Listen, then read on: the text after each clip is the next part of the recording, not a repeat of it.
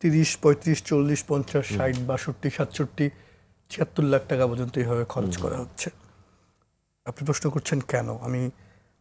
এবং যদি আপনি দেখেন ভূমধ্যসাগর পাড়ি দিয়ে ইতালি যাওয়ার ক্ষেত্রে বাংলাদেশ গত 1 দশক ধরে শীর্ষে রয়েছে।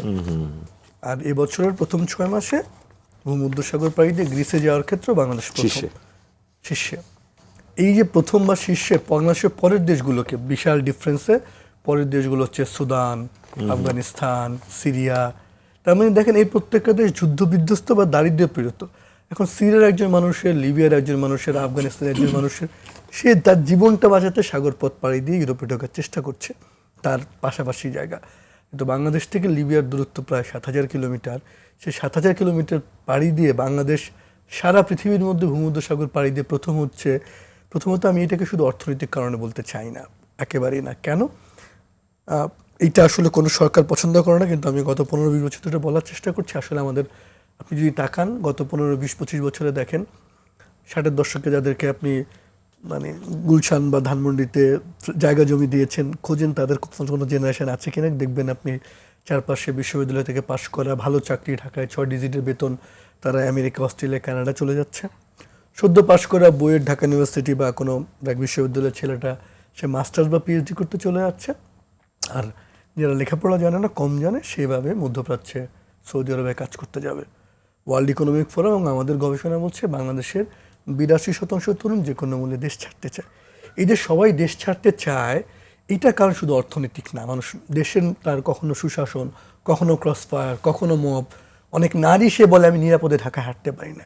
এই যে দেশ ছাড়তে চাই, এবং আমরা সামাজিকভাবে মনে করে যে আপনি যখন বলবেন যে আপনি কানাডা, আমেরিকা চলে যাচ্ছেন বা সৌদি আরবে চলে যাচ্ছেন, সামাজিকভাবে এটাকে সফল মনে করা হয়। মানে যেই দেশে আমার জন্ম সেই দেশ ছাড়াটার মধ্যে হচ্ছে সফলতা। রাষ্ট্র কি মনে করে? রাষ্ট্র মনে করে যে আমার লোকজন যদি যে কোনো মূল্যে দেশ ছেড়ে যায়, সে যদি গিয়ে রেমিটেন্স পাঠায়, তাহলে আমার দেশের জন্য কল্যাণ, ভালো। এই যে মরিয়া হয়ে মানুষজন ছাড়ে, আপনি লিবিয়া হয়ে যারা ভূমধ্যসাগর ইউরোপে পায়, এটাকে গরিব মানুষ না। 40, 50, 60 লাখ টাকা এখানে ঠাকুরগাঁয়ের নাম আপনি এখানে শুনবেন না, পঞ্চগড়ের লোক আপনি এখানে শুনবেন না, নীলফামারীর লোকটা শুনবেন না। এখানে কারা? এখানে যায় বাংলাদেশের 3টে অঞ্চলের লোক। একটি হচ্ছে সুনামগঞ্জ, মৌলভীবাজার, একটি সিলেট অঞ্চল, সেকেন্ড হচ্ছে শরীয়তপুর, মাদারীপুর, গোপালগঞ্জ, এটা দ্বিতীয় অঞ্চল, এবং তৃতীয় অঞ্চল হচ্ছে আপনার ঢাকার আশপাশে আপনার কিশোরগঞ্জ, ভৈরব, নরসিংদী, নোয়াখালী। এই 8 থেকে 10টা জেলার লোক তারা মরিয়া হয়ে এরকম ইউরোপে যেতে চায়। এই যে গত 1 দশক ধরে বাংলাদেশ শীর্ষে আছেন, প্রথম হলেন আপনি এই বছরের 6 মাসে গ্রীষ্মে প্রথম হলেন। এই প্রথম হওয়াটাকে আমরা আমাদের জন্য সম্মানের ভাবি। রাষ্ট্র কি বোঝে এই যে সারা পৃথিবীর মধ্যে প্রথম অসম্মানের? তো এইটা বুঝলে আমরা বন্ধ করার জন্য কি করেছি, প্রথম প্রশ্ন আমার এটা। আর যদি সম্মানের হয়, চলেন তাহলে আমরা গত 10, 15, 20 বছর ধরে যারা আমাদের স্বরাষ্ট্রমন্ত্রী ছিলেন, প্রবাসী কল্যাণ মন্ত্রী, তাদেরকে মেডেল দিই, ভাই তুমি প্রথম হইছো। কারণ এই যে এইভাবে যাওয়াটা যে এটা বন্ধ করতে হবে, সেটার আপনি চেষ্টা দেখেছেন? আপনি পররাষ্ট্র মন্ত্রণালয়, প্রবাসী কল্যাণ ওয়েবসাইটে একটা ভিডিও দেখবেন যেখানে বলছি যে আমরা এইভাবে তুমি যেও না। আবার যে লোকটা যেতে চায় মাদারীপুর বা শরীয়তপুর বা সিলেট, সুনামগঞ্জ, সে তো ভাবে এখানেই আমার সব মুক্তি, আমি যে কোনো মূল্যে ইউরোপে গেলেই আমার ভাগ্য বদল হয়ে যাবে, আমি লাখ লাখ টাকা আয় করব। তার কাছে এটা একটা স্বপ্নের জীবনের মতন মনে হয়। তো এই সংকটটা থেকে মানে বের হওয়ার জন্য এটাকে যদি শুধু অর্থনৈতিক কারণ দেখি, সামাজিক স্ট্যাটাস, যে কোনোভাবে দেশ ছাড়া, সেগুলোকে আমরা যুক্ত না করি, তাহলে আসলে এই সংকটের সমাধানটা করা কঠিন। এবং আপনি যদি দেখেন লিবিয়া কেন, এই লিবিয়া তো আগেও ছিল, মূলত 2010 সালের পর লিবিয়া গাদ্দাফি সরকার পতনের পর, সেখানে আপনি এখন আসলে সেই অর্থে স্থাপন কোনো মানে স্থিতিশীল কোনো সরকার নাই।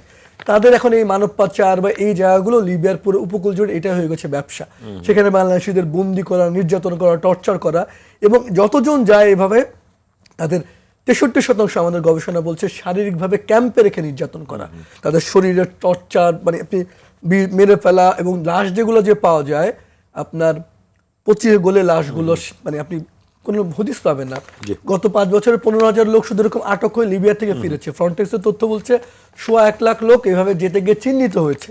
তো এই সংকটটা আমি আসলে প্রথম শেষ করে এই কথা বলে, এটাকে শুধু অর্থনৈতিক না, এটা এই রাষ্ট্রের সংকট। আমরা যদি আমাদের রাষ্ট্রের মধ্যে সুশাসন করতে না পারি, আইনের শাসন প্রতিষ্ঠা করতে না পারি, মানুষ যে কোনো মূল্যে দেশ ছাড়তে যাবে, এবং যত রকম দেশ ছাড়তে মরিয়া হবে, তত সত্যিকারভাবে আমাদের পৃথিবীটা ছোট হয়ে যাবে, আমাদের ভিসা বন্ধ হয়ে যাবে, আমাদের লোকজন যেতে পারবে না, পড়তে যেতে পারবে না, আপনার পাসপোর্টের নাম তলানিতে ঢুকবে, এবং আপনার এই যে লোকজন যাবে ও কিন্তু বৈধভাবে ওই দেশে গিয়ে বৈধভাবে টাকা পাঠাতে পারবে না। তার বিনিময়ে আপনার হবে দেশ থেকে অর্থ চোরাচালান, লুটপাট, আপনি মাদক চোরাচালান, এই অপরাধগুলো ভাববে। যারা ভাবছে এভাবে গেলে দেশের লাভ, আলটিমেটলি দেশের লাভ না, দেশের আমরা ক্ষতি করছি।